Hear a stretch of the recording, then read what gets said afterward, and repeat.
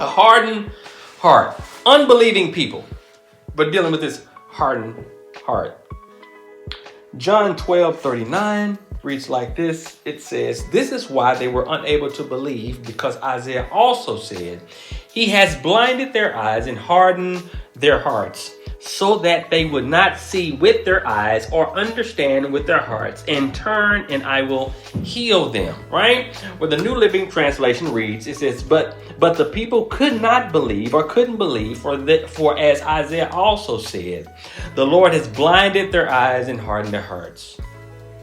And that so that their eyes cannot see and their hearts cannot understand, and they cannot turn to me and be healed. The verse right here really explains that some people could not believe in Jesus' message or in Jesus because they had deliberately rejected God's truth. Okay? And as a result, God judiciously blinded their eyes and hardened their hearts. And this was the fulfillment of the prophets from Isaiah 6 and 10. Got to understand that God's word is not just true. God's word is not just the foundation. God's word is prophetic. And certain things are happening because God's word must be fulfilled. Okay? It must be fulfilled.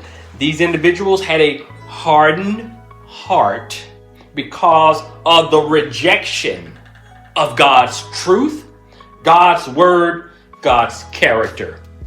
When you reject God's truth, your heart is going to be hardened. I'm reminded of the story when y'all remember when Moses went to Pharaoh, and Pharaoh kept denying the commands. He kept denying what God wanted. And so therefore, what did God do? God seen that this man had a hardened heart. And since he's seen this, he says, okay, I'm going to love you enough to let you be just that.